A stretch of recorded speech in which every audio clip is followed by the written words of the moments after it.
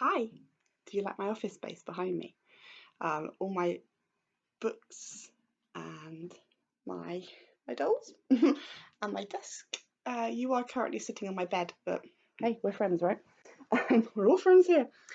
Today, I'm talking about these nipple sombreros, nipple shields. They have a bad reputation, don't they?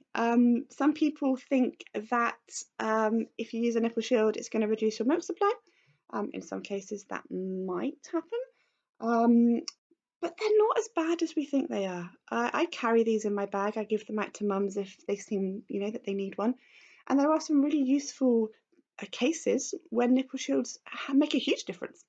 The first thing to say is if you're thinking of stopping breastfeeding because you're in pain, let's get a nipple shield on that. Let's just see if we can, while you're seeking support, while you're getting to the bottom of your problems, a nipple shield might get you through. Now, the other times that nipple shields can be helpful, if you have a premature baby, they can often latch quite well on a nipple shield but not on the bare breast itself. So a nipple shield can be super helpful if you have a preemie or a little baby or a baby that's been poorly in the NICU. They're also really good for babies who are breast averse. So my second son, for example, just wouldn't breastfeed. There was no particular reason that we could find. Breastfeeding was just something that stressed him out. So we actually very slowly coaxed him back to the breast by using a shield because it felt more like the bottle teat in his mouth.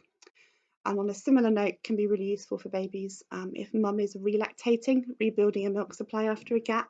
My particular area of interest, as some of you will know. So as I say, they're not terrible. They can absolutely save breastfeeding journeys. They really can. Some things to bear in mind though when considering a nipple shield. The first thing is, are you literally going to be sticking a plaster over your problem? If we just whack a nipple shield onto sore, damaged, cracked, poor, or just poorly nipples without working on positioning and attachment, we're not going to really improve anything. We're just going to cover up the problem. And the issue with this is if we cover up the problem without working on it, you're not going to improve how effectively the baby is feeding. A baby that's causing you pain because the latch is shallow, and that is the most common reason for pain, is quite likely not managing to remove milk effectively. This is why we may see very sleepy babies, very fussy babies, babies who aren't gaining weight very well, babies who are feeding or crying, there's no in between, because the latch isn't quite right. So sticking a shield over the top of a poor latch isn't going to make that poor latch go away. It isn't going to improve the milk flow for the baby. It isn't going to make them get more milk.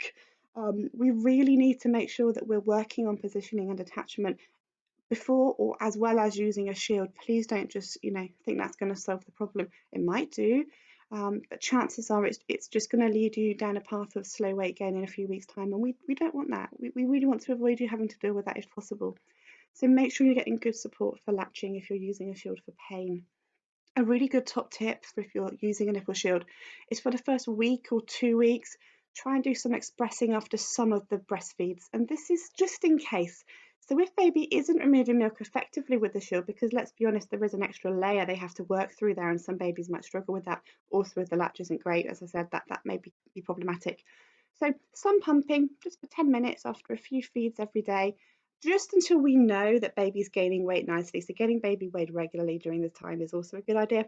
Once everybody's happy that baby's following a nice curve in their red book, if you're in the UK, on the WHO guideline growth charts, if you're elsewhere, the UK books are based on the WHO growth charts. Look at me rambling away to myself.